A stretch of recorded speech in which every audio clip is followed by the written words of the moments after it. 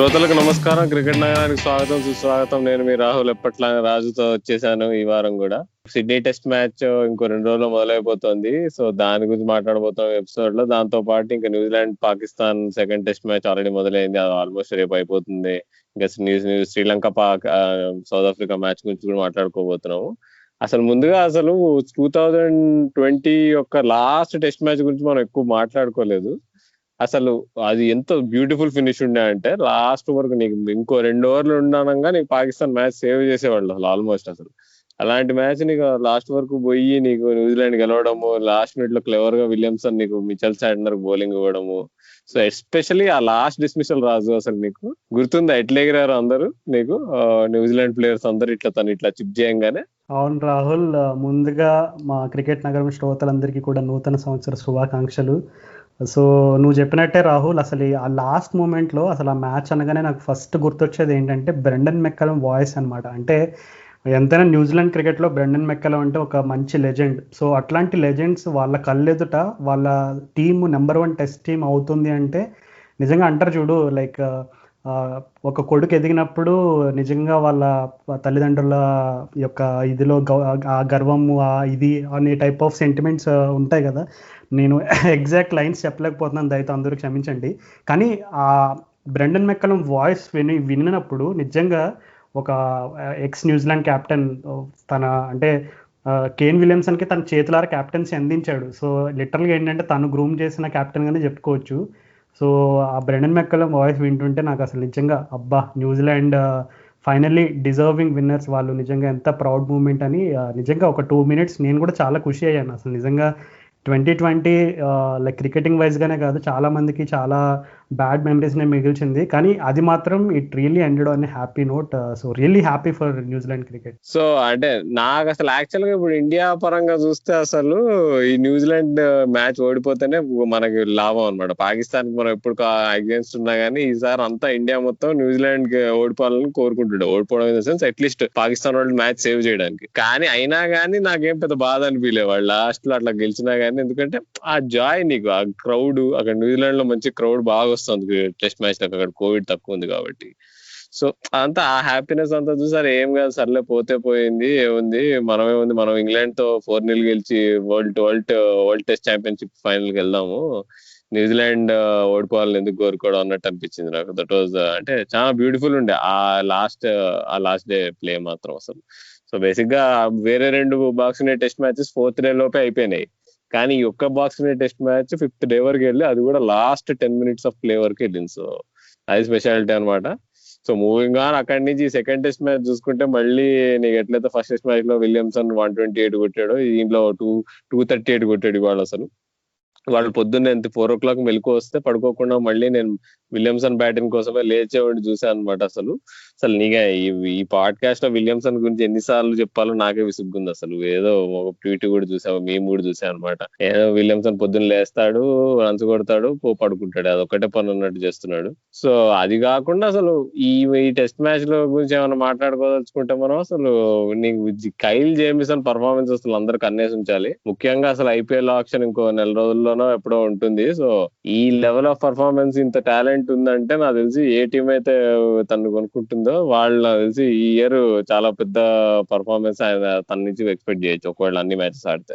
రాహుల్, సాధారణంగా న్యూజిలాండ్ నుంచి అంటే న్యూజిలాండ్ ఆల్రౌండర్స్ ఎప్పుడు కూడా లైక్ ఐపీఎల్లో ఇప్పుడు నువ్వు చూసుకుంటే జేమ్స్ నీషమ్ అవ్వచ్చు, కలిన్ డిగ్రాండ్హామ్ అవ్వచ్చు, అంతకుముందు కోరీ ఆండర్సన్ అవ్వచ్చు, చాలామంది ఆడారు ఐపీఎల్లో. అంటే వాళ్ళు కూడా ఇప్పుడు కోరీ ఆండర్సన్ అయితే ఒకప్పుడు ఫాస్టెస్ట్ T20 సెంచరీ ఏదో రికార్డ్ కూడా బ్రేక్ చేశాడు.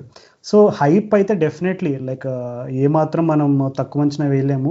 ఎందుకంటే కైల్ జేమిసన్ నువ్వు చెప్పినట్టు తనకున్న లైక్ హైట్ అడ్వాంటేజ్ ద్వారా కొంచెం ఎక్స్ట్రా బౌన్స్ అనేది, ఇంకా అతని బౌలింగ్ అండ్ బ్యాటింగ్ కూడా, నేను ఆక్లాండ్ ఆడతాడనమాట నేను డొమెస్టిక్ సైడ్లో.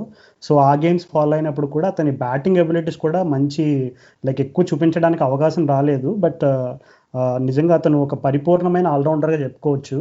మరి నువ్వు ఐపీఎల్ ఆప్షన్స్ అది ఏదైనా ఇప్పుడే ఎత్తేస్తున్నావు, మరి రేపు పొద్దున్న పాపం ఏదైనా టీంలో సెలెక్ట్ చేసుకుని అతను ఆ రేంజ్లో పర్ఫార్మెన్స్ ఇవ్వకపోతే మరలా కొంచెం డిసప్పాయింటింగ్ ఉంటుంది. But still let's hope for the best. ఎందుకంటే అసలు తను ఆడిన ప్రతి సిరీస్లోని 5 for తీసుకుంటూ వస్తున్నాడు. అండ్ అలాగే బోల్ట్ అండ్ సౌదీ అంటే అసలు లిటరల్గా వాళ్ళిద్దరూ బౌలింగ్, న్యూజిలాండ్ బౌలింగ్ అనగానే అసలు వాళ్ళిద్దరే గుర్తొస్తారు ఒక పేరుగా. సో అట్లాంటిది వాళ్ళ మీద భారం పడకుండా తను లిటరల్గా తనే ఒక లీడర్ ఆఫ్ ది అటాక్ లాగా తను పర్ఫామ్ చేసి క్రంచ్ సిచ్యువేషన్స్లో క్యాప్టెన్కి ఎప్పుడైతే వికెట్ కావాలో ఆ మూమెంట్లో తను వికెట్ తీసి క్యాప్టెన్ ముఖంలో చిరునవ్వు మిగులుస్తున్నాడంటే ఖచ్చితంగా స్పెషల్ టాలెంటెడ్గానే గుర్తించాలి. So let's hope he gets an IPL contract and let's hope he does well whichever team pics.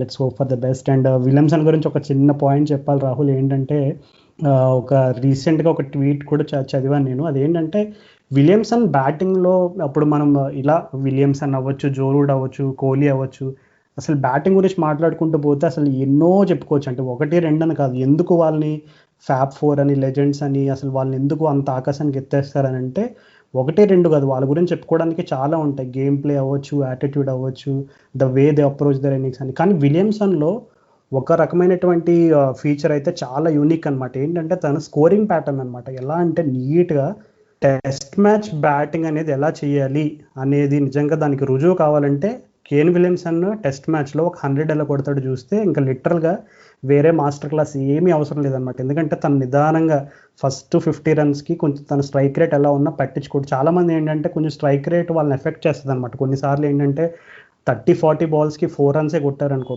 Batsmen మైండ్లో కొద్దిగా వాళ్ళని ఎఫెక్ట్ చేస్తుంది ప్రెషర్. కానీ విలియమ్సన్ అలా కాదు, తను ఫుల్ క్లారిటీ ఉంటుంది. తన రన్స్ ఎక్కడ తీయగలడు, సాఫ్ట్ హ్యాండ్స్తో ఏ ఏరియాస్ని టార్గెట్ చేయగలడు. కామెడీ ఏంటంటే జనరల్గా 4లు కొట్టడానికి, 6లు కొట్టడానికి ప్లానింగ్ చేసుకుంటారు బ్యాట్స్మెన్. అంటే ఈ షాట్ కొట్టాలా, ఏ బాల్ని టార్గెట్ చేయాలి. కానీ విలియమ్సన్ ఏంటో తెలుసా, సింగిల్స్ కొట్టడానికి ప్లాన్ చేసుకుంటాడు. సో నిజంగా ఎందుకు విలియమ్సన్, కోహ్లీ వీళ్ళందరూ గ్రేట్ బ్యాట్స్మెన్ అవుతారంటే వాళ్ళకి 4కి ఎలా ప్లాన్ చేసుకుంటారో సింగిల్ కూడా అంతే నిష్టగా ప్లాన్ చేసుకుంటారు. అందుకే ఐ థింక్ ఒక నార్మల్ బ్యాట్స్మెన్కి, గ్రేట్ బ్యాట్స్మెన్కి డిఫరెన్స్ ఏదైనా ఉందంటే నేను అదే చెప్తాను. సో ఎంతైనా మన విలియమ్సన్ మన హైదరాబాద్ SRH మన హీరో కాబట్టి I'm so happy and so proud. అసలు రాజు, అవును, నువ్వు స్ట్రైక్ రేట్ గురించి చెప్పావు కదా. అసలు మొన్న కొట్టిన ఇన్నింగ్స్ లో చూసుకుంటే తన స్ట్రైక్ రేట్ ప్రోగ్రెషన్ చూసుకుందాము. తను ఒక స్టాట్ కనిపించింది ఏంటంటే ప్రతి ఒక్క 25 బాల్స్ కి తన 25 బాల్స్ తన స్కోరింగ్ రేట్ ఏంటో మెజర్ చేశారు అనమాట. ఫస్ట్ 25 బాల్స్ లో విలియమ్సన్ 5 రన్లు కొట్టాడు. తర్వాత 25 బాల్స్ లో 5 రన్లే కొట్టాడు. మళ్ళీ తర్వాత ఇంకో 25 బాల్స్ 15 రన్స్ కొట్టాడు సడన్ గా. తర్వాత ఇంకో నెక్స్ట్ 25 బాల్స్ సడన్ గా 23 రన్స్ కొట్టాడు. తర్వాత 25 బాల్స్ లో ఇంకో 24 రన్స్ కొట్టాడు. తర్వాత 24 బాల్స్ లో 36 రన్స్ కొట్టాడు. అట్లా చూస్తాను 5, 5, 15, 23, 24, 36. నీకు ఆ ప్రోగ్రెషన్ చూస్తే అసలు నీకు సడన్ గా నీకు స్ట్రైక్ రేట్ 20 నుంచి నీకు ఆ ప్రతి ఒక్క 25 బాల్ బ్లాక్ లో 144 వరకు వెళ్ళింది స్ట్రైక్ రేట్. సో నీకు అది చాలా అది that is what test match batting అనమాట. నీకు ఏంటంటే ఫస్ట్ 2 సెషన్స్ లో నువ్వు మెల్లిగా ఆడుకొని తర్వాత నువ్వు గట్టిగా బౌండరీలు కొట్టేసి బౌలర్స్ టైర్ అయితే వాళ్ళ మీద అడ్వాంటేజ్ తీసుకోవడం. మొన్న ఈ పాకిస్తాన్ ఇన్నింగ్స్ లో కూడా అదే అయింది అనమాట. స్టార్టింగ్ లో అసలు షాహీన్, మొహమ్మద్ అబ్బాస్ బౌలింగ్ వేస్తుంటే అసలు బ్యాట్ ముట్టడానికే రావట్లేదు బాల్ మీద అసలు. అలాంటప్పుడు విలియమ్సన్ ఏమీ టెన్షన్ పడకుండా కామ్ గా తను హెన్రీ నికల్స్ చాలా ఎడ్జిగా ఉండే, అసలు చాలా అదృష్టం కూడా ఉండే తనకి. ఎడ్జ్లు డ్రాప్ చేయడాలు, జనాలు అంటే నో బాల్ లో అవుట్ అవడాలు ఇవన్నీ ఉండే. కానీ విలియమ్సన్ అయితే 100 వరకు వెళ్ళేంత వరకు అయితే అసలు ఒక్క ఛాన్స్ కూడా ఇవ్వలేదు. చాలా బ్యూటిఫుల్ ఇన్నింగ్స్. కానీ ఒక్కసారి ఎప్పుడైతే బౌలర్స్ కొంచెం టైర్ అవుతున్నారు అని అనిపించిందో ఎట్లా నీకు టపట బౌండరీలు కొట్టి నీకు సడన్ గా స్కోర్ చూస్తేమో అయిపోయింది. సడన్ గా చూస్తే స్కోర్ 280 దగ్గరికి వెళ్ళిపోయింది ఈవినింగ్ స్కోర్. నీకు లాస్ట్ నీకు డే ఎండ్కి వచ్చేటప్పటికి 280 వెళ్ళిపోయింది స్కోర్. అసలు అది ఎట్లా వెళ్ళిపోయింది అని చూసుకుంటే మాత్రం ఈ స్టాట్ చూస్తే అర్థమైంది అనమాట. సో అక్కడ నీకు ఎంత తెలివిగల బ్యాట్స్మెన్ మాకు అర్థమైంది విలియమ్సన్ అసలు. సో అదే నువ్వు అన్నట్టు బ్రెండన్ మకలం కామెంట్ అసలు ఈ టెస్ట్ మ్యాచ్ లో చాలా బాగుంది. అసలు తను క్లియర్ గా చెప్తుండే విలియమ్సన్ గురించి, అసలు తన మైండ్ ప్రాసెస్ కానీ తను ఎట్లా ప్లాన్ చేసుకుంటాడు ఇన్నింగ్స్ అని కానీ అసలు. సో అసలు అంటే సూపర్ ఇన్నింగ్స్. అసలు నేనైతే అదృష్టం అనుకుంటాను. నేను వాళ్ళు పొద్దున్న లేచి కూడా నేను నిన్న 130 మీద ఉండే విలియమ్సన్, వాళ్ళు పొద్దున్న లేచి నేను 4 o'clock లేచి మ్యాచ్ చూస్తుంటే నేను ఏమాత్రం ఫీల్ కాలే, అంత బ్యూటిఫుల్ గా ఉండే బ్యాటింగ్ అసలు. సో విలియమ్సన్ గురించి చెప్పి నా నోరు నొప్పి పుడుతుంది. కానీ సో పాకిస్తాన్ వాళ్ళు ఎందుకో పాపం ఫస్ట్ టెస్ట్ బాగానే ఫైట్ ఇచ్చినట్టున్నారు, కానీ ఏందో మరి ఇక బాబర్ ఆజం లేకపోతే ఇక అంతే అబ్బా, వాళ్ళు ఏ టీం అయినా కష్టమే నీకు. ఏదో మనం అందుకే కదా మనం ఎంసీజీ టెస్ట్ మ్యాచ్ కోహ్లీ లేకుండా గెలిస్తే అంత అంత గొప్పగా అసలు అందరం హైప్ ఇచ్చాం. ఎందుకంటే మరి చాలా మామూలు విషయం కాదు, టీమ్ లో best batsmen, main player plus captain లేకపోతే టీం ఎట్లా ఆడుతుంది అనేది. సో పాపం రిజ్వాన్ మీద అంత పెద్ద రెస్పాన్సిబిలిటీ ఉండడం అనేది పాపం కష్టమే. తను ఆడుతున్న సెకండ్ టెస్ట్ మ్యాచ్ ఇది. సో సెకండ్ టెస్ట్ మ్యాచ్ కాదు, తను కెప్టెన్ గా సెకండ్ టెస్ట్ మ్యాచ్, బట్ తన నుంచి అంతకంటే ఎక్స్పెక్ట్ చేయడం మాత్రం అది మాత్రం అన్యాయం అనమాట. సో కానీ నాకు షాహీన్ మాత్రం నాకు అనిపిస్తుంది అనమాట, ఒక్కోసారి షాహీన్ బౌలింగ్ చూస్తుంటే అబ్బా పాకిస్తాన్ ప్లేయర్స్ ఐపీఎల్ లో ఉంటే ఎంత బాగుండు అని. నాకు చాలా ఇష్టం షాహీన్. అసలు నాకు నసీం షా వీళ్ళంతా కొంచెం ఏదో అటు ఇటుగా ఏదో ఇన్కన్సిస్టెంట్ వేస్తారు, కానీ షాహీన్ మాత్రం నేను 2 years బ్యాక్ అనుకున్నా ఖలీల్ అహ్మద్ షాహీన్ ఇట్లా ఎవరు బెటర్ బౌలర్ అవుతారు అనుకుంటే అసలు ఇప్పుడు కాంటెస్టే లేదు. అసలు షాహీన్ అసలు ఎక్కడికో వెళ్ళిపోయాడు. అసలు he's on his way to become Wasim Akram. అయితే మన ఖలీల్ అహ్మద్ ఏమో మినిమం అదేంటి ఆర్పీ సింగ్ కూడా కాలేకపోతున్నాడు. మరో జయదేవ్ ఉన్నత్ అంటావా? మరో జయదేవ్ ఉన్నత్ అంటావా? జయదేవ్ ఆర్పీ సింగ్ ఇంకా బెటర్ యాక్చువల్ గా జయదేవ్ ఉన్నట్టు కట్ కంటే. సో అట్లీస్ట్ ఆర్పీ సింగ్ కన్నా పోతాడేమో చూసుకుందాం, మరి జయదేవ్ ఉన్నట్టు కట్లా ఉండిపోకుండా. నిజమే రాహుల్, అన్ఫార్చునేట్ గా ఇది ఇండియన్ క్రికెట్ పైన జోకేం కాదు, కానీ మనకి జహీర్ ఖాన్ లాంటి క్వాలిటీ లెఫ్ట్ ఆర్మ్ సీమర్స్ అన్ఫార్చునేట్ గా మన ఇండియాలో ఉన్నారు, కానీ బట్ కన్సిస్టెన్సీ విషయంలో ఎందుకో వాళ్ళు ఇంకా పచ్చిగా చెప్పుకోవాలంటే consistency left arm Indian bowlers best friends కాదనుకుంటా. జహీర్ ఖాన్కే దక్కింది అదృష్టం. సో పాపం తాను ఆడినంత కాలం ఆ భారాన్ని మోసాడు, ఆ ట్యాగ్ని కూడా. బట్ నువ్వు చెప్పినట్టు నాకు షహీన్ షా అఫ్రిది గురించి ఒక పాయింట్ చెప్పాలంటే రాహుల్, రీసెంట్గా ఇప్పుడు క్రికెట్ ఎప్పుడైతే ఈ కరోనా అంతా అయిన తర్వాత క్రికెట్ అంతా మళ్ళీ రెజ్యూమ్ అవుతున్న టైంలో పాకిస్తాన్లో డొమెస్టిక్ T20 కాంపిటీషన్ ఒకటి పెట్టారనమాట. సో అందులో షహీన్ షా అఫ్రిది ఆడిన టీంకి నాకు ఇంకా గుర్తుంది, ఆల్మోస్ట్ తను అంటే ఆ T20 కప్ ఆడే ముందు తను ఇంగ్లాండ్లో నాకు తెలిసి హ్యాంప్షైర్ అనుకుంటా, హ్యాంప్షైర్కి T20 అదే నాట్వెస్ట్ T20 బ్లాస్ట్ కప్ ఆడాడు అనమాట. అందులో అసలు నిజంగా షాహీన్ షా అఫ్రిదిని తుక్కు కింద కొట్టారంటే అసలు వికెట్లు పడే కాదు ప్రతి మ్యాచ్లో. అసలు జనరల్గా ఇంటర్నేషనల్ బౌలర్స్ అంటే కనీసం మ్యాచ్కి వచ్చి ఒక్క వికెట్ లేదంటే డెత్ ఓవర్లో ఒక వికెట్ అట్లా ఇట్లా అని తీస్తారు, కానీ షహీన్ షా అఫ్రిది లిటరల్గా తను లాస్ట్ 3-4 మ్యాచ్ల వరకు అసలు ఈ షహీన్ షా అఫ్రిది అయినా బౌలింగ్ వేసేది, లేదంటే ఎవరైనా జిరాక్స్ కాపీ వచ్చి బౌలింగ్ వేస్తున్నాడా అనే టైప్లో అనిపించేది. అసలు ఎక్కడ చూసుకుంటే షహీన్ షా అఫ్రిది వికెట్స్ కాలంలో 0 అలా ఉండేది. కానీ తను కరెక్ట్గా ఈ T20 కప్ ఆడే ముందు ఆ హ్యాంప్షైర్ లాస్ట్ 3-4 మ్యాచ్ల్లో ఒక ఫైఫర్ తీస్తాడనమాట. ఆ ఫైఫర్ కూడా ఎలా అంటే ఇంకా అసలు ఈ బ్యాట్స్మెన్ చూడు వికెట్ ఒక్కటే టార్గెట్ పెట్టుకుని ఇంకా గురి తప్పకుండా వికెట్లు అసలు ఎగిరి డ్యాన్స్ చేసుకుంటూ కీపర్ దగ్గర వరకు వెళ్తాయన్నమాట. ఎవరికైనా అవకాశం దొరికితే ఇప్పటికీ యూట్యూబ్లో ఆ వీడియో ఉంటుంది చూడండి. సో నాకు ఎందుకో అంటే ఇప్పుడు బెస్ట్ ప్లేయర్స్ ఎందుకు అంత వాళ్ళ పర్ఫార్మెన్స్ కానీ వాళ్ళ కన్సిస్టెన్సీ కానీ ఎందుకు ఆ లెవెల్లో ఉంటాయి మనం చూసుకుంటే, they know how to make a comeback. అంటే వాళ్ళు ఎలా మోటివేట్ చేసుకుని మళ్ళీ ఇంటర్నేషనల్ స్టాండర్డ్స్కి తగ్గట్టు వాళ్ళు వాళ్ళ పైన ఉన్న ఎక్స్పెక్టేషన్స్ ఫుల్ఫిల్ చేయడానికి they know how to make a comeback. అందుకే షహీన్ షా అఫ్రిది ఎప్పుడైతే ఆ ఫైఫర్ తీసాడో మళ్ళీ టర్న్ అయిపోయాడు. అంటే కంప్లీట్గా ఈ డొమెస్టిక్ T20 కాంపిటీషన్లోకి వచ్చిన తర్వాత ప్రతి మ్యాచ్లో తను వేసిన ఫస్ట్ 2 ఓవర్స్లో వికెట్ పడింది. అంటే అర్థం చేసుకో కన్సిస్టెన్సీ. ఆ వికెట్ కూడా ఎలా తీసేవాడు అంటే యాక్యురసీ అండ్ పేస్, ఇంకా రెండు బౌలర్కి డెడ్లీ కాంబినేషన్ అనమాట. సో షహీన్ షా అఫ్రిది బౌలింగ్ వేస్తూ ఉంటే అసలు LBW వికెట్, ఇంకా గుడ్ లక్ టు బ్యాట్స్మెన్ అనే టైప్లో అసలు బౌలింగ్ వేశాడు. సో నిజంగా నువ్వు చెప్పినట్టుగానే తను ప్రతి సిరీస్కి కూడా చాలా పెద్ద లీప్స్ తీసుకుంటున్నాడు. సో హోప్ఫుల్లీ నువ్వు అన్నట్టుగా మరో వసీం అక్రమ్ అవుతాడని అనుకుందాం, ఎందుకంటే అది కేవలం పాకిస్తాన్ క్రికెట్కే కాదు ఇంటర్నేషనల్ క్రికెట్కి కూడా ఒక మంచి శుభవార్త లాంటిది. అంటే ఇది ఇప్పుడు పాకిస్తాన్ పేసర్స్ అందరూ ఒక రకంగా ఉంటారు, కానీ షాహీన్ వాళ్ళందరిలో స్టాండ్ అవుట్ అవుతున్నాడు. ఇప్పుడు చూసండి నసీం షా, హసన్ అలీ, వాహాబ్ రియాజ్ వీళ్ళందరూ ఒకే రకమైన బౌలింగ్ వేస్తున్నట్టు అనిపిస్తారు నీకు, కానీ షాహీన్ అయితే నీకు ఆ బౌలింగ్ మా స్టైల్ కానీ యాటిట్యూడ్ వైజ్ కూడా నీకు ఫీల్డ్ పైన కూడా నీకు is not an ordinary Pakistan bowler. అసలు నాకు చూస్తేనే తెలిసిపోతుంది అంటే ఈ స్పెషల్ అని. నసీం షా కూడా అట్లానే స్పెషల్ అన్నారు, ఏజ్ సంగతి పక్కన పెట్టినా గానీ ఓకే చాలా టాలెంటెడ్, వచ్చావు షేన్ బాండ్ లాగా వేస్తాడు అది ఇది అన్నారు, కానీ చూస్తే ఇక్కడ నీకు తెలిపాడు షేన్ బాండ్ లాగా వేస్తాడు, కానీ షేన్ బాండ్ వాళ్ళ హోమ్ కండిషన్స్ లో is not able to bowl properly. నీకు 5 per over ఇచ్చాడు రన్లు, అసలు అమ్మో మామూలుగా ఇవ్వలే, కలకల పారుతున్న గోదావరి లాగా నీకు రన్లు ఇచ్చేసాడు.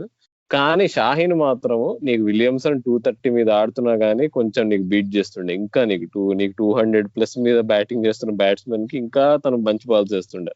So Shaheen is a special talent. నేనైతే చాలా బాధ నాకు ఐపీఎల్ ఎందుకు ఆడలేకపోతా, ఎందుకని కాదు, ఎందుకో మనకు తెలుసు కానీ ఐపీఎల్ ఆడలేకపోతున్నాడని చిన్న బాధ నాకు.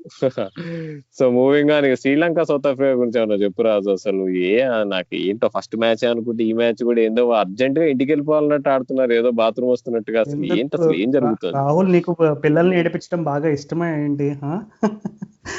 అయ్యో, అసలు నిజంగా చెప్పాలంటే రాహుల్, ఇట్లా ఏదో జోక్ ఇలా చెప్తున్నావు అని తప్పుగా అర్థం చేసుకోకండి. నిజంగా పాపం శ్రీలంక వాళ్ళు అసలు అంటే లంక ప్రీమియర్ లీగ్ అని ఒకటి జరిగింది సౌత్ ఆఫ్రికా సిరీస్ స్టార్ట్ అయ్యే ముందు. అసలు నేను మొన్న ఎపిసోడ్లో కూడా మెన్షన్ చేశాను. పాపం అంటే ఇంకా ఈ వాళ్ళ వర్క్ స్ట్రెస్ ఇట్లాంటి డిబేట్స్ అన్ని మనం పెట్టుకునే దానికంటే అసలు నిజంగా వాళ్ళు ఫస్ట్ టెస్ట్లో కొంచెం ఏదో ఫైట్ అయితే చూపించారు, కానీ ఇప్పుడు సెకండ్ టెస్ట్లో చూస్తే ఆల్మోస్ట్ మరీ దారుణంగా. అంటే నాకు ఇంకా గుర్తు, ఎందుకంటే కుశాల్ మెండిస్ తను శ్రీలంకలో ఆస్ట్రేలియా పైన ఒక సిరీస్, అంటే ఒక 3-4 ఏళ్ల క్రితం అనుకుంటా, తను ఎంత అద్భుతంగా ఆడాడంటే అసలు నాకు మరో మహిళ జయవర్ధనే, మరో కుమార సంగకరన్ చూసినట్టు అనిపించింది. నేను ఎంత ఎక్సైట్ అయిపోయానంటే ఆ టైంలో మా కొలీగ్కి, అరే చూడు కుశాల్ మెండిస్ ఫ్యూచర్లో శ్రీలంక క్యాప్టెన్ అవుతాడు, ఒక పెద్ద లెజెండ్ అయిపోతాడని చాలా హై హోప్స్ పెట్టుకున్నాను నేను. ఎందుకంటే అతని బ్యాటింగ్లో అప్పట్లోనే అతను చాలా యంగ్ ఏజ్లోనే చాలా పరిణితి చూపించాడు అనమాట. అసలు ఏదో ఒక 100 టెస్ట్ మ్యాచ్లు ఆడిన ఎక్స్పీరియన్స్డ్ బ్యాట్స్మెన్లో చూపించాడు. అలాగే నువ్వు ఎప్పుడు శ్రీలంక రిలేటెడ్ మ్యాచెస్ చూసినా, ఎప్పుడు శ్రీలంక రిలేటెడ్ మ్యాచెస్ ఫాలో అయినా, శ్రీలంక క్రికెట్ని దగ్గరగా ఫాలో అయ్యే వాళ్ళు ఎప్పుడూ చెప్పే కామన్ మాట ఏంటంటే, కుశాల్ మెండిస్ అంత అద్భుతమైన బ్యాట్స్మెన్ శ్రీలంకలో ఎవడూ లేడు, ఉండడు అనే టైప్లో చెప్తారు స్టేట్మెంట్లు. కానీ చూస్తేనేమో మనోడు అది పర్ఫార్మెన్స్లో చూపించట్లేదు. అసలు నిజంగా చాలా నాకు ఏదైనా మనసులో ఒక చిన్న బాధ శ్రీలంక క్రికెట్ పైన. ఎందుకు ఇప్పుడు స్టార్టింగ్ ఈ టాపిక్ మాట్లాడేటప్పుడు ఒక చిన్న జోక్ కూడా ఎందుకు వేయాల్సి వచ్చిందంటే, అది more of a frustration than anything. ఎందుకంటే టాలెంట్ లేదా శ్రీలంకలో అంటే పుష్కలంగా ఉంది, కానీ ఎందుకో అది పాపం ఆన్ ద ఫీల్డ్ అది కరెక్ట్గా డెలివర్ చేయలేకపోతున్నారు. అండ్ లిటరల్గా సౌత్ ఆఫ్రికా వాళ్ళు ఏదో ఇంజనీరింగ్ కాలేజ్లో జూనియర్స్ని ర్యాగింగ్ చేస్తారు చూడు, ఆ రకంగా బుల్లి చేశారు. నోకియా గురించి అయితే ఆల్రెడీ తెలిసిందే, ఐపీఎల్లో అతను విశ్వరూపం చూశారు, జాస్ బట్లర్ లాంటి బ్యాట్స్మెనే చూశారు.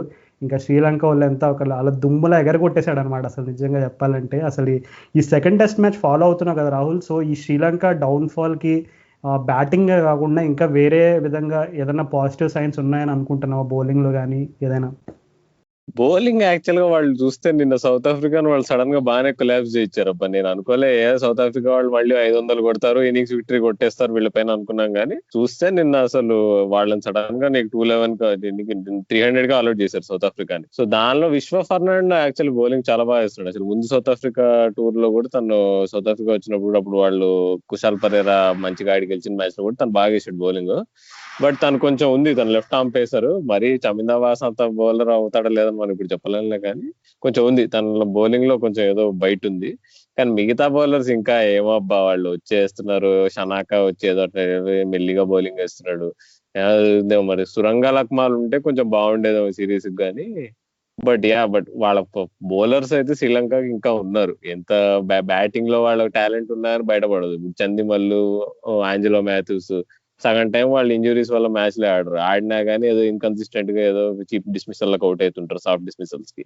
సో కానీ బౌలింగ్ పరంగా మాత్రం శ్రీలంక ఇంకా నీకు ఫాస్ట్ బౌలర్స్ ని ప్రొడ్యూస్ చేస్తుంది. ఇప్పుడు నీకు లహీరు కుమార్ అని 150+ వేస్తాడు. ఇప్పుడు ఇండియాకి కూడా ఇవ్వలేడు ఇంకా టెస్ట్ మ్యాచెస్ లో 150+ వేసే బౌలర్ నీకు. కాబట్టి ఇంకా ఒక లెఫ్ట్ ఆర్మర్, మంచి లెఫ్ట్ ఆర్మర్, ఒక అప్కమింగ్ లెఫ్ట్ ఆర్మర్ ఉన్నాడు నీకు విశ్వ ఫర్నాండో లాగా. సో అవి ఎంత కష్టాల్లో ఉన్నా వాళ్ళు ప్లేయర్స్ ని ప్రొడ్యూస్ చేస్తున్నారు. అది నిజంగా పెద్ద ఇన్స్పిరేషన్. ఎందుకంటే అది చాలా చిన్న దేశం శ్రీలంక, అసలు పాపులేషన్ పరంగా కానీ సైజ్ పరంగా కానీ. అయినా కానీ వాళ్ళు ఎట్లనో అట్లా తీసుకొచ్చి ఇప్పుడు సౌత్ ఆఫ్రికా లాంటి నీకు బాగా రిచ్ క్రికెటింగ్ హిస్టరీ ఉన్న కంట్రీతో ఇంకా వాళ్ళు కంపీట్ చేయగలుగుతున్నారు. ఈవెన్ దో ఇప్పుడు చూసుకుంటే సౌత్ ఆఫ్రికా ఏం గొప్పగా లేదు, వాళ్ళ సిచ్యువేషన్ కూడా. వాళ్ళ సగం ప్లేయర్లు ఇంగ్లాండ్ లో ఉన్నారు. వాళ్ళు ఇప్పుడు ఏదో కోల్ప్యాక్ డీల్ అయిపోయిందంట నీకు బ్రెక్సిట్ రూల్స్ వల్ల. సో వాళ్ళు వాపస్ వస్తారంట. వాళ్ళు వాపస్ వచ్చినా రాకపోయినా ఇప్పుడు పరిస్థితి మాత్రం వాళ్ళ చాలా దీనంగా ఉంది. బట్ అయినా కానీ వాళ్ళు అట్లా ఉన్నా కానీ నీకు చూడు శ్రీలంక వాళ్ళు బీట్ చేయలేకపోతున్నారంటే అది బేసిక్ గా it's clash of even powers. But ultimate గా హోమ్ కండిషన్స్ లో సౌత్ ఆఫ్రికా అప్పర్ హ్యాండ్ అని చెప్పుకోవచ్చు.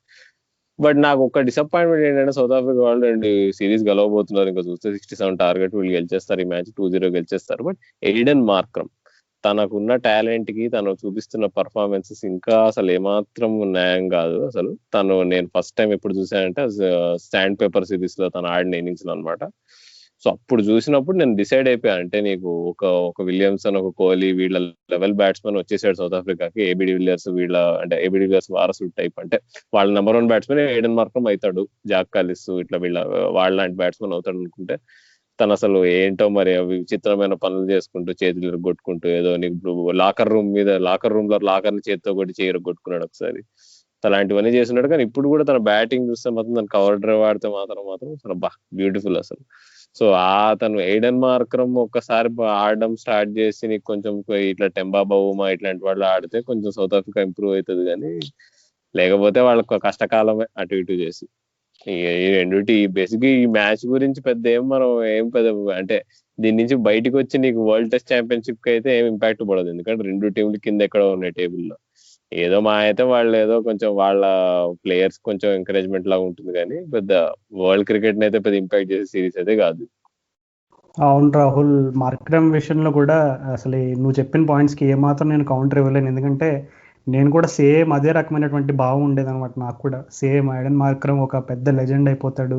ఎందుకంటే నేను ఆ డొమెస్టిక్ కాంపిటీషన్స్ అవి కూడా ట్రాక్లో పెట్టుకున్నప్పుడు మార్క్రమ్ స్కోర్లు చూస్తే అసలు 100కి మించే ఉండేది తప్ప అసలు ఎక్కడ తగ్గేవాడు కదా. ఆ రేంజ్లో ఉండేది అసలు కన్సిస్టెన్సీ మార్క్రమ్ అంటే. అండ్ ఇందాక నువ్వు చెప్పావు చూడు, మార్క్రమ్ కవర్ డ్రైవ్ ఆడితే అసలు ఇంకా ప్రపంచంలో మిగిలిన అన్ని మర్చిపోవచ్చు అనే రకమైనటువంటి ఫీలింగ్. అంతకుముందు ఇంగ్లాండ్లో జేమ్స్ విన్స్ గురించి అలేవారు అలాగంటే, జేమ్స్ విన్స్ కవర్ డ్రైవ్ ఆడితే ఇప్పటికీ కూడా ట్విట్టర్లో నువ్వు జిఫ్లు కొట్టినప్పుడు కవర్ డ్రైవ్ అని కొడితే ఫస్ట్ జేమ్స్ విన్స్ ఇయే వస్తాయన్నమాట ఎక్కువ. అంటే లైక్ అదేమీ పెద్ద సంకేతం కాదు ఎంత గొప్ప బ్యాట్స్మెన్ అని, బట్ స్టిల్ కొంతమంది ఏంటంటే న్యాచురల్ గిఫ్ట్ అనేది ఉంటుంది అనమాట. అన్ఫార్చునేట్లీ పాపం మార్క్రమ్కి చాలా గిఫ్టెడ్ ప్లేయర్, కానీ తను కన్సిస్టెన్సీ అనేది కొంచెం అది సరిగ్గా ప్రూవ్ చేసుకోలేకపోతున్నాడు. అండ్ నాకు తెలిసి అదే మేబీ ఫ్యూచర్లో ఇంకా తన ఈ ఆపర్చునిటీస్ ఇచ్చి ఎక్కడైనా లైక్ ఎక్కడో ఒక చోట కొంచెం మళ్ళీ తన పూర్వ వైభవాన్ని తిరిగి తీసుకొస్తాడని ఇంకా ఆశిద్దాం. Let's hope for the best. నన్నైతే ఇక రోహిత్ శర్మ లాంటి కెరియర్ ఆర్క్ ఉంటుందని నేను ఎక్స్పెక్ట్ చేస్తున్నా. నేను ఎయిడెన్ మార్క్రమ్ కి ఇట్లానే వాళ్ళు ఏదో కొంచెం ఏదో క్యారెక్టరిస్టిక్స్ కూడా మొహం కూడా కొంచెం అట్లా ఏదో కొంచెం బద్ధకంగా అట్లానే పెడతాడు రోహిత్ శర్మ లాగా. ఎందుకో ఆ కెరియర్ ఆర్క్ అట్లా ఉంటుందేమో అనుకుంటున్నాను ఎంతను. ఇప్పుడు సక్సీడ్ అవ్వట్లే అయినా కానీ వాళ్ళు సౌత్ ఆఫ్రికా వాళ్ళు ఒకవేళ ఇస్తూ ఉంటే 2-3 years ఛాన్సెస్, తన యావరేజ్ 40 లేకపోయినా 40-45 ఉండి తోపుగా ఆడకపోయినా కొంచెం ఆయన తను ట్రస్ట్ చేసి ఛాన్సులు ఇస్తే మాత్రం ఖచ్చితంగా లాంగ్ రన్ లో మంచిగా ఆడే బ్యాట్స్మెన్. ఎందుకంటే జేమ్స్ విన్స్ తో పోల్చావు కానీ James wins just pretty 30s కొడతాడు అంతే, నీకు ఎప్పుడు 100 కొట్టాడు. కానీ మార్క్రమ్ ఆల్రెడీ ప్రూవ్ చేసేసుకున్నాడు టెస్ట్ లెవెల్లో. నీకు ఏంటి సౌత్ ఆఫ్రికా ఆస్ట్రేలియా మీద ఆ సిరీస్ లో నీకు 200s 300s కొడతాడు. అది కూడా మామూలుగా ఒకటి డామినేట్ చేస్తాడు స్టార్క్, కమిన్స్, హేజల్వుడ్ ని. సో అంత ఆ టాలెంట్ ఊరికే పోదు. సో నాకు తెలిసి తనకు మళ్ళీ తను పుంజుకుంటాడు. He will be one of the top batsmen, నేనైతే అదైతే అనుకుంటున్నా. సేమ్ పాయింట్స్ కుసల్ మెండిస్ గురించి కూడా చెప్పొచ్చు మనం శ్రీలంక తరఫు నుంచి. బట్ కుసల్ మెండిస్ అదే టెంపరమెంట్ అది కొంచెం జయవర్ధనే పాపం ముంబై ఇండియన్స్ ని బాగా లేపుతున్నాడు, కానీ మరి సొంత శ్రీలంక టీం ని పాపం ఏమైనా గైడ్ చేయడానికి ఛాన్స్ కూడా ఉండట్లే అని చెప్పి చాలా సార్లు చెప్తుంటాడు. అక్కడ చాలా శ్రీలంక టీం పాలిటిక్స్ కానీ అవన్నీ బోర్డ్ పాలిటిక్స్ చాలా నడుస్తాయని విన్నా. సో హోప్ఫుల్లీ శ్రీలంక ఉన్న టాలెంట్ ని కరెక్ట్ యూజ్ చేసుకోగలదని అనుకుందాము. ఇంకా మూవింగ్ అంటూ అసలైన విషయము. సో ఈ మన ఇండియా సిరీస్ గురించి మాట్లాడే ముందు ఫస్ట్ మనము న్యూ ఇయర్ సెలబ్రేషన్స్ జరుపుకోవడానికి రోహిత్ శర్మ తన బెస్ట్ ఫ్రెండ్స్ ని తీసుకెళ్లి చైనీస్ రెస్టారెంట్ లో ఇచ్చిన ట్రీట్ గురించి మాట్లాడుకుందాం రాజు. అసలు ఏంటి రాజు అసలు అంటే నాకు ఎట్లా అనిపించింది అంటే, ఇప్పుడు కోహ్లీ ఇంటికి వెళ్ళిపోయాడు, అరే ఎట్లుంటాడు అన్న రిషబ్ పంత్, సైని వీళ్ళందరూ అన్న అసలు ఏదో కోహ్లీ ఉంటే మాకు డైట్ లో పెట్టి అసలు తిండి పెట్టట్లే అన్న, అన్ని స్ట్రిక్ట్ గా అన్ని అంతా నీకు ఓకే న్యూట్రిషియస్ డైట్ పెడుతున్నారు, మాకు ఏదో ఒకటి మాకు హాస్టల్ తిండి నచ్చట్లేదన్న ఏదన్నా చెయ్యన్నా అంటే, పదండ్రా నేను వచ్చేసా క్వారంటైన్ నుంచి అని చెప్పి గోడ దూకించి వాళ్ళ చేత పోయి సీక్రెట్ గా రెస్టారెంట్ లోకి పోయి పట్టుబడిపోయినట్టు అనిపించింది నాకు. వాట్ ఈస్ యువర్ కామెంట్ రాజు అసలు? రాహుల్ అసలు మామూలు లెవెల్లో చెప్పలేదు అసలు, నిజంగా ఒక స్క్రిప్ట్ రైటర్ లెవెల్లో చెప్పావు అది. నిజమే అది.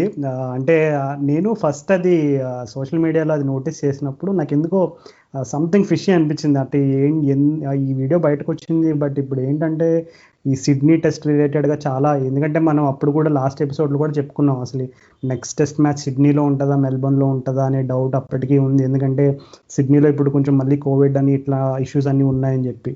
సో ఇట్లాంటి సిచ్యువేషన్లో వాళ్ళు అంటే లైక్ ఏంటి, ఇంకా లైక్ మెల్బోర్న్లో వాళ్ళు ఇంకా బయటకు వచ్చి ఎవరో ఫ్యాన్తో ఇంటరాక్ట్ అవ్వడం, ఆ ఫ్యాన్ కూడా ఎట్లా రాశాడంటే ఇంకా ఫుల్ మేమంతా కలుసుకుని హక్ చేసుకుని అబ్బో ఇంకా అసలు ఫుల్ ఎమోషనల్ అయ్యి చాలా రాశాడు. మా ఎక్స్పెక్ట్ చేసినట్టే నెక్స్ట్ రోజు అసలు అందులోకి ఆస్ట్రేలియన్ మీడియా గురించి కూడా ఒకటి చెప్పుకోవాలి రాహుల్. హిస్టారికల్గా నువ్వు చూసుకుంటే ఆస్ట్రేలియన్ మీడియా ఒక చిన్న విషయాన్ని కూడా వదిలిపెట్టదు అనమాట. అంటే వాళ్ళు మైండ్ గేమ్స్ ఆడతారు బాగా. అంటే లైక్ సాధారణంగా మీడియా మనం రకరకాల దేశాల్లో రకరకాలుగా ఉంటుంది, కానీ వాళ్ళకి ఏంటంటే ఆస్ట్రేలియన్ మీడియా క్రికెట్ని కూడా వాళ్ళు చాలా పర్సనల్గా తీసుకుంటారు అనమాట. అంటే కొన్ని దేశాల్లో స్పోర్ట్స్ అనేది కంప్లీట్ వాళ్ళ కవరేజ్ వాళ్ళ స్టైల్ ఆఫ్ రైటింగ్ అంతా డిఫరెంట్ ఉంటుంది. ఆస్ట్రేలియాలో లిటరల్గా అసలు వాళ్ళ స్పోర్టింగ్ కల్చర్ బాగా స్ట్రాంగ్ ఉంటుంది కాబట్టి మైండ్ గేమ్స్లో లైక్ ఈ మీడియా కూడా చాలా బిగ్ రోల్ ప్లే చేస్తుంది అనమాట. సో ఇంకా ఒక్కసారిగా ఆస్ట్రేలియా వాళ్ళకి ఫుల్గా ఒక ఫుల్ మీల్స్ స్టార్టర్ దగ్గర నుంచి డెజర్ట్ వరకు అంతా దొరికినట్టు వాళ్ళకి మంచి కంటెంట్ దొరికింది. ఇంకా చూడు అసలు నెక్స్ట్ రోజు అంతా అసలు ఎన్ని క్వశ్చన్ మార్కులు, అసలు రోహిత్ శర్మ నెక్స్ట్ టెస్ట్ ఆడతాడా, ఇంకా ఏవేవో స్టోరీస్, ఇంకా మనం కొన్ని స్టోరీస్ మెన్షన్ కూడా చేయకూడదు ఎందుకంటే చాలా రకమైనటువంటి రూమర్స్ ఫేక్ న్యూస్లు అవన్నీ వస్తూ ఉంటాయి అనమాట. మనం అలాంటివి డిస్కస్ చేసి టైం వేస్ట్ చేయనక్కర్లేదు. కానీ బట్ ఓవరాల్గా ఏమంటావు అంటే do you think it is wrong? నన్ను అడిగితే పర్సనల్గా అందులో ఏమాత్రం తప్పు ఉందని నేనైతే అనుకోను. అండ్ బీసీసీఐ అఫీషియల్ ఒక అతను చెప్పిన స్టేట్మెంట్ ఏంటంటే ఆ టైంలో బయట వర్షం పడుతుంది, సో వర్షం పడుతున్నందువల్ల వాళ్ళు రెస్టారెంట్ లోపలికి వెళ్ళి కాసేపు కూర్చోవడం జరిగింది. ఆ కూర్చున్నప్పుడు they had a little bit of interaction అనే టైప్లో ఒక స్టేట్మెంట్ అయితే రిలీజ్ చేశారు. సో నీ టేక్ ఏంటి ఈ ఇష్యూ పైన? అబ్బా, అది నాకు తెలిసి అది ఆ బీసీసీఐ ఆఫీషియల్ చెప్పింది కూడా ఒఫీషియల్ స్టేట్మెంట్ అయితే కాదనుకుంటే, ఏదో ఇట్లా నీకు అన్నేమ్డ్ సోర్సెస్ అయ్యేది. నేను మాత్రం దాన్ని నమ్మటే చెప్పాక నేనైతే నా వర్షన్ అయితే అది అన్న అరే క్యా రే తుమ్ లోగ్ అంటే వాడు అన్న ఇక్కడ చాలా కష్టంగా ఉందన్న, మాకు ఏమో మాకు చైనీస్ ఫుడ్ తినాలి, మాకు నూడిల్స్ తినాలి అంటే రోహిత్ శర్మ తీసుకెళ్ళినట్టు అనిపించింది. సో అంటే కానీ ఒకట్లే అంటే సీరియస్ గా మాట్లాడుకుంటే, ఇప్పుడు సిడ్నీలో కోవిడ్ కేసెస్ రైజ్ అవుతున్నాయని తెలిసి నీకు ఎవరైనా, ఇప్పుడు నేను పర్సనల్ గా 9 months నుంచి కోవిడ్ నడుస్తుంది ఇక్కడ ఇండియాలో, 9 months దాటింది. ఇన్ని రోజులుగా నేను ఒకే ఒకసారి రెస్టారెంట్ పోయా, అది కూడా ఏంటంటే మా ఫ్రెండ్స్ ఓకే సావగొట్టారే కలుద్దాం అంటే అవుట్డోర్ టేబుల్ ఒకటి బుక్ చేస్తే అప్పుడు పోయా నేను. అట్లాంటిది ఇండియన్ క్రికెట్ టీము సరే ఓకే వాళ్ళు చాలా రోజులు హోటల్స్ లో ఉన్నారు, వాళ్ళు అవుట్ సైడ్ పోవాలని ఉంటుంది అది ఇది, బట్ ఎందుకని అంటే అంటే నీకు ఇన్సైడ్ లోపల పోయి నీకు ఎస్పెషల్లీ టెస్ట్ మ్యాచ్ సిడ్నీలో కాకుండా మెల్బర్న్ లోనే ఆడడానికి ప్లాన్స్ నడుస్తున్నాయి అని తెలిసినప్పుడు అక్కడ వాళ్ళు ఎందుకు అట్లా రిస్క్ తీసుకున్నారో నాకు అర్థం కాలేదు. అది దట్ వాజ్ బియాండ్ మీ అనమాట. ఎందుకు అట్లా వాళ్ళు కేర్లెస్ గా ఉండే అన్నట్టు. సో ఎవరైనా అదే అంటారు, బట్ దానికోసం అని చెప్పి వాళ్ళని మళ్ళీ క్వారంటైన్ లోకి వేయడం ఇట్లాంటివి అది ఓవర్, అది ఒప్పుకుంటా. నీకు వాళ్ళు మళ్ళీ 14 day క్వారంటైన్ కి వేసేయడం, నెక్స్ట్ టెస్ట్ మ్యాచ్ ఆడనివ్వకపోవడం, అలా వాళ్ళు ఎట్లయితే ఆస్ట్రేలియన్ మీడియా ఓవర్ యాక్షన్ చేశారో అది మాత్రం సబబు కాదు. అది మాత్రం నువ్వు చెప్పినట్టు వాళ్ళు ఏదో ఒకటి చేసి మైండ్ గేమ్స్ ఆడదాం అనేది చేస్తారు వాళ్ళు ప్రతిసారి. ఇది కూడా అట్లానే చేశారు. దానికి బీసీసీఐ కూడా వాళ్ళు నాకు తెలిసి రివర్స్ లో ఇచ్చుకొని ఉంటారు సిఎస్సి క్రికెట్ ఆస్ట్రేలియాకి. అందుకే ఇప్పుడు గమ్మున అంతా సెట్ అయిపోయి ఇప్పుడు మళ్ళీ నీకు ఏదో కొంచెం దూరం ఉండండి ప్లేయర్స్ దగ్గర నుంచి, మీరు బయటకు వెళ్ళారు కదా అని చెప్పారు అంతే కామ్ గా. సో అంటే గట్టిగా మాట్లాడుకుంటే ఇట్స్ బిజినెస్ యాజ్ యూజువల్ అని చెప్పుకోవచ్చు. అసలు ఇదేంటి ఈ ఇన్సిడెంట్ వల్ల ఏం చేంజ్ జరిగింది అంటే. సో ఇంకా అసలు ఇంకా కోచ్ ఏది కొబ్బరికాయ లాగా ఏం దొరికింది అంటే జనాలకి మాట్లాడుకోవడానికి బిల్లు ఫోటో దొరికింది. అది యాక్చువల్ జెన్యున్ కూడా కాదు ఆ ఫోటో. ఆ ఫోటోలో ఏం తిన్నారనే దాని మీద ఇక ఆ డిస్కషన్ ఇంకా అది వేరే లెవెల్. ఇక సో ఇక అన్ని టైం వేస్ట్ అవ్వాలి బేసిక్ గా మొత్తానికి. రోహిత్ శర్మ అసలు రాకతో ఇక మామూలు ఎక్సైట్మెంట్ లేదని మాత్రం అర్థమైంది అనమాట. అవును రాహుల్, సాధారణంగా ఏదో సాయంత్రం సమోసా టీ తాగడానికి పాప్కార్న్తో మంచి కాంబినేషన్ బేకార్ ముచ్చట్లు ఏడు ఉండాలి కదా, దానికోసం అని చెప్పి మన వాళ్ళకి కంటెంట్ అయితే ఎక్కడ తక్కువ ఉండదు. ఒక్క చిన్న కాంట్రవర్సీ దొరికిందంటే చాలు దాన్ని ఎన్ని విధాలుగా స్క్వీజ్ చేసి దాంట్లోంచి ఎన్ని స్టోరీలు సృష్టించేయచ్చు. ఇంకా అది నేను స్పెషల్గా చెప్పక్కర్లేదు, మా అన్న వాళ్ళందరికీ బాగానే తెలుసు. సో ఎనీవేస్, కానీ ఒక చిన్న హార్ట్ వార్మింగ్ న్యూస్ ఏంటంటే, ఒక శుభపరిణామం ఏంటంటే మన తెలుగు కుర్రాడైన హనుమా విహారీకి మన సిడ్నీ టెస్ట్ మ్యాచ్లో మరొక అవకాశం వచ్చేటట్టు కనబడుతుంది. నాకున్న ప్రజెంట్ రిపోర్ట్స్ ప్రకారం ఏంటంటే రోహిత్ శర్మ బ్యాటింగ్ ఓపెనింగ్ చేసి మయాంక్ అగర్వాల్ని పక్కన పెడతారనే రకమైనటువంటి న్యూస్ అయితే వస్తుంది. సో సిడ్నీ టెస్ట్ మ్యాచ్లో మరి రోహిత్ శర్మ రాకతో అండ్ మిగిలిన టెస్ట్ మ్యాచ్ మన బ్యాటింగ్ ఆర్డర్ ఇవన్నీ కన్సిడర్ చేసుకుంటే మన ఛాన్సెస్ ఎంతవరకు ఉన్నాయని అనుకుంటున్నాను? It will be tough match అబ్బా సిడ్నీ. నేను ముందు కూడా చెప్పా, ఆస్ట్రేలియా వాళ్ళు ఎప్పుడు అంత ఈజీగా గివప్ ఇవ్వరు. వాళ్ళేమీ నీకు ఇట్లా శ్రీలంకనో పాకిస్తాన్ వల్ల ఒక మ్యాచ్ ఓడిపోతే అబ్బాచారో ఇంకా అంటే నీకు అప్పర్ హ్యాండ్ అవతల వాళ్ళకి అంత ఈజీగా అయితే ఇవ్వరు. సో టఫ్ ఫైటే ఉంటుంది. చూస్తే ఆస్ట్రేలియన్ సైడ్ నుంచి డేవిడ్ వార్నర్ ఎట్లయినా కానీ తనకి ఎంత నొప్పి ఉన్నా కానీ ఏదో ఒకటి చేసి ఇంజక్షన్ వేసుకొని ఆడు. అంటే ఈ ఇంజక్షన్ అంటే గుర్తొచ్చింది అసలు, ఎట్లయితే నీల్ వ్యాగ్నర్ అసలు వేళ్ళు ఇరిగిపోయి ఉన్నా కానీ నీకు కాలు బొటన వేలు అయినా కానీ తను ఇంజక్షన్ వేసుకొని పెయిన్ కిల్లింగ్ ఇంజక్షన్స్ పోయిన ఏంటి అలా ఏంటి first test match New Zealand Pakistan తను బౌలింగ్ వేసి పావదాలం వికెట్ తీసాడు. సో ఆ స్పిరిట్ నువ్వు ఛానల్ చేసుకుని నాన్న వార్నర్ ఏదో ఒకటి చేసి మింగే నాన్న నొప్పున్నా గానీ మనం we have to beat India అన్నట్టే వాళ్ళు ఉన్నారు. వాళ్ళు పొద్దున్న ల్యాంగర్ కూడా స్టేట్మెంట్ ఇచ్చాడు, వార్నర్ ఆడతాడు మోస్ట్లీ, కొంచెం కష్టం అనుకున్నా గానీ ఈజ్ రెడీ టు గో అన్నట్టు చెప్తున్నాడు. సో అది వార్నర్ వస్తే నీకు చెప్పాగా అప్పుడు ఒక్కసారి మన బౌలర్స్ బ్యాక్ ఫుట్ మీద పెడితే సిరాజ్ లాంటి ఇన్ఎక్స్పీరియన్స్డ్ బౌలర్స్ ని చెప్పలేము ఏమైతుందా అని. ఇప్పుడు సిరాజ్ తో పాటు ఇంకో ఇన్ఎక్స్పీరియన్స్ బౌలర్ కూడా డెబ్యూ చేయబోతున్నాడు, ఏదో ఠాకూర్ అయినా సైని అయినా. నటరాజన్ అని కూడా ఏదో కైండ్ ఆఫ్ ఏదో కొన్ని మర్మర్లు వినిపిస్తున్నాయి, కొన్ని గుసగుసలు. మరి అది ఎంత కాదన్నా నేను పోయిన ఎపిసోడ్ కూడా చెప్పా, అది ఎంత హార్ట్ వార్మింగ్ స్టోరీ అనిపించినా గానీ నటరాజన్ ఇట్లా సడన్ గా టెస్ట్ మ్యాచ్ ఆడేయడము ఎక్కడి నుంచో మా తమిళనాడులో చిన్న పల్లెటూరు నుంచి వచ్చి. బట్ క్రికెటింగ్ గా చూసుకుంటే ఈ red ball test match completely different. Siraj మీద ఐపీఎల్ లో 100 జోకులు వేసుకుంటారు, 1000 జోకులు వేసుకుంటారు, రన్స్ ఇస్తాడు అది ఇది అని చెప్పేసి, డిండా అకాడమీ అది ఇది అని. కానీ తన చేతిలో రెడ్ బాల్ ఉంటే ఏం చేయగలిగాడో మనం చూసాం. So red ball skills white ball skills different. So నువ్వు ఈ చిన్న మిస్టేక్ మరి సెలక్షన్ కమిటీ చేయదనే నేను అనుకుంటున్నా. వాళ్ళు India record first class record చాలా వాల్యూ చేస్తారని అనుకుందాము. సో మోస్ట్లీ చూస్తుంటే సైనీనే ఆడతాడు. సో సైనీ మరి బాగా కొంచెం ఫామ్ లో అంత లేనట్టు అనిపించింది వన్డే సిరీస్ లో. హోప్ఫుల్లీ తను మంచి రిధమ్ లోకి వస్తే వీ కెన్ రెస్ట్రిక్ట్ ఆస్ట్రేలియా అనిపిస్తుంది. ఇప్పుడు ఆస్ట్రేలియా నుంచి ఇంకో చేంజ్ కూడా చూడొచ్చు, ప్రాబ్లమ్ విల్ పకోస్ కి ఆడతాడని అంటున్నారు. మరి తను అదేంటి ట్రావిస్ హెడ్ బదులు. సో అది కూడా ఒక ఇంపార్టెంట్ థింగ్. మరి తను యంగ్ బ్యాట్స్మెన్, మనకు ఒక డూబియస్ రికార్డ్ ఉంటుంది ఇండియా వాళ్ళకి ఏంటంటే ఎవడైనా డెబ్యూటాంట్ ఉంటే వాడి చేత 100 కొట్టిచ్చేయడం, వాడికి మంచి స్టార్ట్ ఇవ్వడం. జో రూట్ కి కూడా మంచిగా స్టార్టింగ్ లోనే డెబ్యూ మ్యాచ్ లో మంచి ఇన్నింగ్స్ ఆడిచ్చాము. మైకేల్ క్లార్క్ సంగతి అందరికీ తెలిసిందే, 150 కొట్టించాము డెబ్యూ మీద. సో ఇట్లాంటి ఎప్పుడైనా ఒక యూత్ బౌలర్ కి అయితే సచిన్ అయితే వికెట్ ఇచ్చేవాడు ఇప్పుడు నాకు గుర్తు. అదే స్ఫూర్తితో మనం ఒక డెబ్యూటాంట్ బ్యాట్స్మెన్ ఎవరైతే వస్తున్నారో ఇప్పుడు పొకోస్కి వస్తాడేమో మోస్ట్లీ, తనకి మనం ఈజీగా రన్స్ ఇచ్చేస్తే మాత్రం వీ హ్యావ్ ఆర్సెస్ టు బ్లేమ్ అనమాట. అవును రాహుల్, నువ్వు చెప్పినట్టు డెబ్యూ అతనికి విల్పోస్కి వచ్చే అవకాశం అయితే ఉంది. కానీ అతను లైక్ ఈ కంకషన్ ప్రాబ్లమ్స్ తోటి బౌన్సర్స్ తోటి హిస్టారికల్గా తనకి కొంచెం ప్రాబ్లమ్స్ ఉన్నాయన్నమాట. సో మేబీ లైక్ ఒకవేళ తను ఆడితే కనుక ఇండియన్ బౌలర్స్ ఎస్పెషల్లీ పేసర్స్ అన్ని షార్ట్ బాల్స్తో కొంచెం టార్గెట్ చేస్తే ఖచ్చితంగా బ్యాక్ ఫుట్కి వెళ్ళిపోతాడనే ఒక ఇదైతే నమ్మకం అయితే ఉంది నాకు. ఎందుకంటే ఎప్పుడు కూడా డెబ్యూ మ్యాచ్లో ఆడేవాళ్ళు లైక్ ఎంత కాన్ఫిడెంట్గా ఆడడానికి ట్రై చేసినా ఎక్కడో ఒక చోట వాళ్ళ వల్నరబిలిటీ జోన్లో కనుక బౌలర్స్ టార్గెట్ చేస్తే ఖచ్చితంగా వాళ్ళ కాన్ఫిడెన్స్ అనేది షేక్ అవుతుంది. సో ఇండియన్ బౌలర్స్ కూడా ఒక రకంగా అది ఒక మంచి ఛాలెంజ్గానే చెప్పుకోవాలి. అండ్ ఇందాక నువ్వు మెన్షన్ చేసినట్టు వార్నర్ రాకతో వాళ్ళ టీం మరింత పటిష్టంగా కనబడుతుంది. సో ఏమాత్రం కూడా తక్కువ అంచనా వేయలేము. కానీ అసలు మరి సిడ్నీ టెస్ట్ స్టార్ట్ అయ్యే ముందే అందరూ ఆల్రెడీ డ్రా టెస్ట్ మ్యాచ్ దీని గురించి ఎందుకు ముచ్చట్లు అని చెప్పి అనుకుంటున్నారు. ఎందుకంటే అసలు వెదర్ చూస్తే కొంచెం షేకీ ఉంది కొంచెం. అండ్ నేను చూస్తున్న రిపోర్ట్స్ ప్రకారం అట్లీస్ట్ మినిమం 2-3 సెషన్లు అయినా టెస్ట్ మ్యాచ్లో వర్షం వల్ల బ్యాడ్ వెదర్ వల్ల పోతుందనే అవకాశాలు అయితే కనబడుతున్నాయి. సో ఒక రఫ్గా చెప్పాలంటే 4 డేస్లో సిడ్నీ టెస్ట్ మ్యాచ్లో గత 10-15 ఇయర్స్గా చూసుకుంటే అసలు టెస్ట్ మ్యాచ్ రిజల్ట్ రావడం కొంచెం కష్టమే అక్కడ. సో ఈసారి ఛాన్సెస్ ఎలా ఉన్నాయని అనుకుంటున్నావు రెండు టీమ్స్ కంపేర్ చేసుకుంటే? నాకు తెలిసి అదేగా, ఇప్పుడు ఒకవేళ స్టీవ్ స్మిత్ మిడిల్ ఆర్డర్ లో వచ్చి రన్స్ కొట్టాడు అనుకో, నీకు మంచి పెద్ద స్కోర్ బోర్డు మీద పెట్టారు అనుకో 400+ అట్లా, అప్పుడు నేతన్ లయన్ పులి అవుతాడు అనమాట.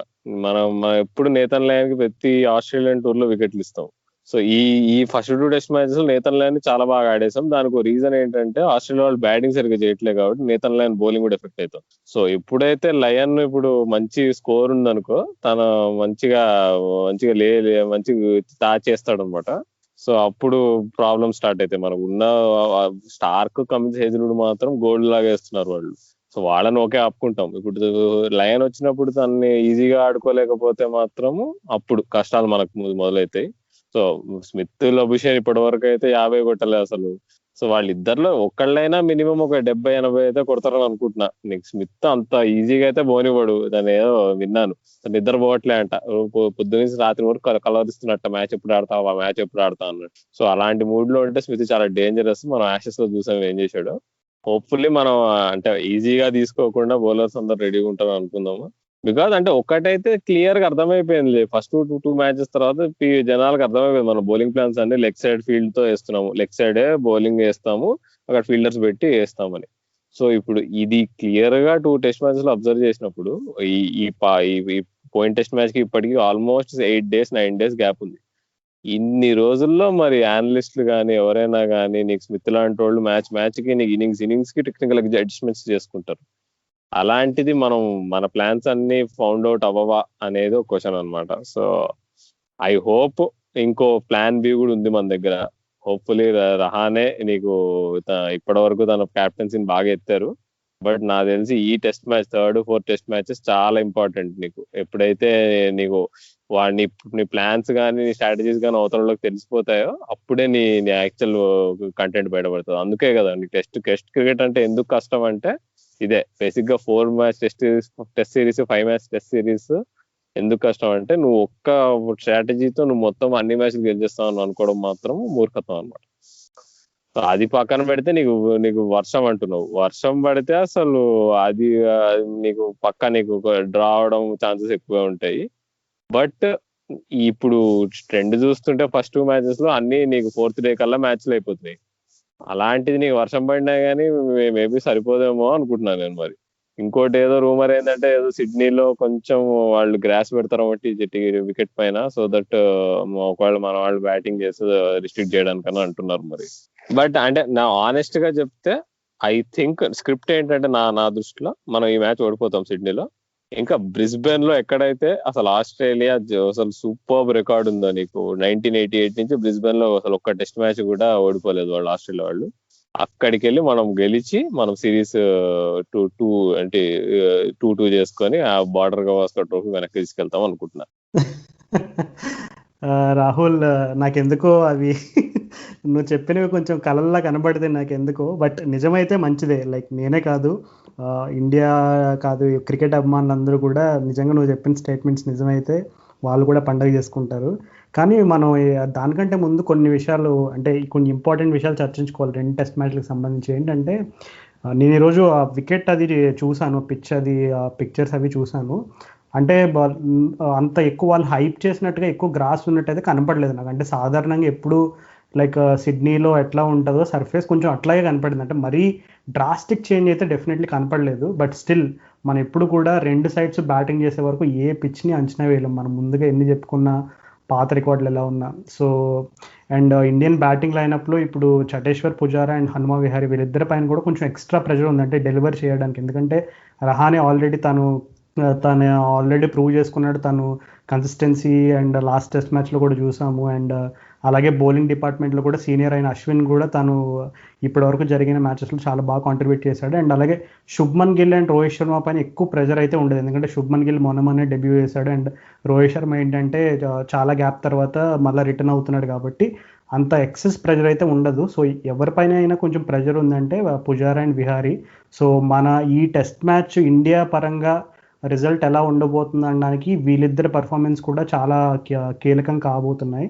అండ్ నువ్వు బ్రిస్బెన్ గురించి మాట్లాడవు, మరి ఎందుకో ఇప్పుడు కొంచెం ఆ బ్రిస్బెన్ టెస్ట్ గురించి ఇంకా చిన్నపాటి కాంట్రవర్సీ అయితే నడుస్తుంది. అంటే లైక్ మన వాళ్ళేమో అసలు మేము బ్రిస్బెన్కి వెళ్ళి మళ్ళీ అక్కడ క్వారంటైన్ ఇదంతా మా వల్ల కాదు, అసలు మేము సిడ్నీలోనే ఆడతామనే టైప్ ఆఫ్ ఇండియన్ ప్లేయర్స్ అలా అన్నారని మీడియాలో వార్తలు రాస్తున్నారు. అండ్ అలాగే బ్రిస్బెన్ ఏమో నువ్వు చెప్పినట్టు ఆస్ట్రేలియాకి కంచుకోట లాంటిది, కానీ అలాంటి కండిషన్స్ అలాంటి మంచి పేస్ అండ్ బౌన్స్ ఉన్న కండిషన్స్లో ఇండియా గెలవగలదా, ఇలా చాలా క్వశ్చన్ మార్క్స్ ఉన్నాయి. అసలు టెస్ట్ మ్యాచ్ అక్కడ జరుగుతుందా? ఎందుకంటే మొన్ననే అక్కడ బ్రిస్బేన్ సంబంధించిన మినిస్టర్ ఎవరో ఇండియా ఇక్కడికి వస్తే రూల్స్ ప్రకారమే ఆడాలి, మీకంటూ స్పెషల్ రూల్స్ అయితే ఏమి ఉండవు, రూల్స్ ప్రకారం ఆడితే రండి లేదంటే రావద్దు అనే టైప్లో చాలా బ్లంట్గా చెప్పినట్టు కూడా మనం విన్నాము.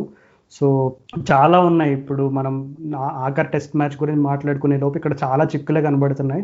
సో ముందుగా Sydney test match first of all as ఫ్యాన్స్గా వెదర్ ఇంటరప్షన్స్ లేకుండా పరిపూర్ణంగా టెస్ట్ మ్యాచ్ రిజల్ట్ రావాలని కోరుకుందాం. అండ్ తర్వాత సంగతి డెఫినెట్లీ బ్రిస్బేన్ సంగతి, అది బ్రిస్బేన్లో జరుగుతుందా లేదు సిడ్నీలో జరుగుతుందా మరి మనం వెయిట్ చేసి చూడాలి. యా రాజు, అదే నా మెయిన్ మ్యాన్ అయితే అబ్బా నేతన్ లయన్ కి మనం వికెట్స్ ఇస్తే మనం ఈ టెస్ట్ మ్యాచ్ గెలవడం కష్టం. ఒకవేళ ఈ టెస్ట్ మ్యాచ్ ఓడిపోతే మాత్రం బ్రిస్బేన్ లో గెలవడం అనేది ఇప్పుడే the record speaks for it self అని చెప్పుకోవచ్చు. రికార్డే చెప్తుంది మనకి అక్కడ ఎంత కష్టం అనేది. సో ఒక రకంగా ఆస్ట్రేలియా కంటే మనకి ఈ టెస్ట్ ఇంపార్టెంట్, ఈ టెస్ట్ రిజల్ట్ రావడం. ఒకవేళ ఈ టెస్ట్ డ్రా అయ్యే సిచ్యువేషన్ ఉంటే ఆస్ట్రేలియా వాళ్ళు డ్రా చేసుకుంటారు. ఎందుకు అంటే వాళ్ళకి తెలుసు బ్రిస్బేన్ కి పోతే వాళ్ళు ఎంత ఇప్పుడు క్వారంటైన్ అయినా అదన్నా కానీ చివరికి ఆస్ట్రేలియా వాళ్ళు అంటారు పద బ్రిస్బేన్ కి వెళ్ళి ఆడదామని అంటారు. ఎందుకంటే వాళ్ళకి అంత మంచి రికార్డు ఉంటే వాళ్ళనే వదులుకోరు. సో వాళ్ళు ఆ మాత్రం క్యాల్కులేషన్ వాళ్ళకు ఉంటుంది. ఏదో మైండ్ గేమ్స్ ఆడుతున్నారు కానీ.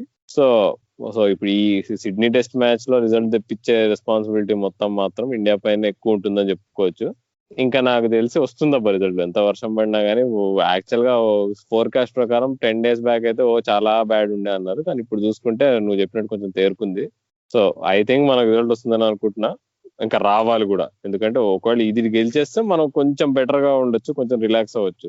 బట్ నాకెందుకో నా 6 runs కొట్టడం మాత్రం నేతన్ లయన్ కొంచెం పుల్ అవుతాడు, అసలే హోమ్ గ్రౌండ్ లో ఆడుతున్నాడు కాబట్టి. సో నాకెందుకో అది కొంచెం నాకు భయం అనమాట. కానీ ఈ టెస్ట్ గెలిచేస్తే మాత్రం నథింగ్ లైక్ ఇట్ అసలు.